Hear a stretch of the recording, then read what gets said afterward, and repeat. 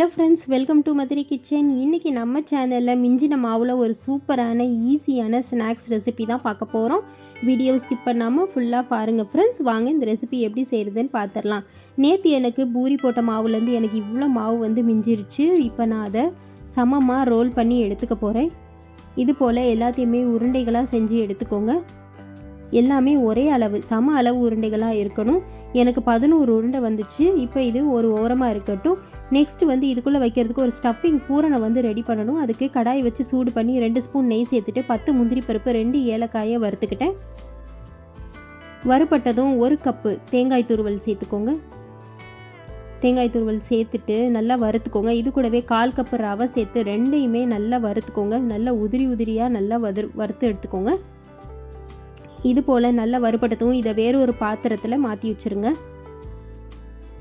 நல்லா இதை பரத்தி வச்சுட்டு 1/2 கப்பு நாட்டு சர்க்கரை சேர்த்து நல்லா கலந்து விட்டுருங்க. அவ்வளோதான், சூப்பரான நம்ம பூரணம் வந்து ரெடி ஆயிடுச்சு. இப்போ மாவை நல்லா திரட்டி எடுத்துக்கலாம். இது போல் ரவுண்ட் ஷேப்பில் நல்லா திரட்டி எடுத்துக்கிட்டு கொலக்கட்டை அச்சு இருக்கு இல்லையா, அதில் வந்து வச்சுக்கோங்க. வச்சுட்டு இப்போ செஞ்சு வச்சுருக்க பூரணத்தை உள்ளே வச்சுருங்க. கொஞ்சம் போல் வச்சுட்டு நல்லா அமுத்தி விட்டுருங்க. இது போல் நல்லா ப்ரெஸ் பண்ணி விட்டுருங்க. அவ்வளோதான், பாருங்கள் எவ்வளோ அழகாக ஷேப்பாக வந்துருச்சுன்னு. இப்போ சைடில் இருக்கிறதெல்லாம் இது கொஞ்சம் போல் அப்படியே பிச்சு எடுத்துக்கோங்க. எவ்வளோ சூப்பராக வந்துருச்சுன்னு. இது போலவே எல்லாத்தையும் செஞ்சு எடுத்துக்கோங்க.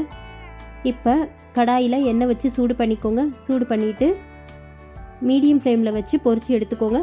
அவ்வளோதான், உள்ள ஸ்டஃபிங்கோட டேஸ்டியான நம்மளோட பூரணம் சூப்பராக ரெடி ஆயிடுச்சு.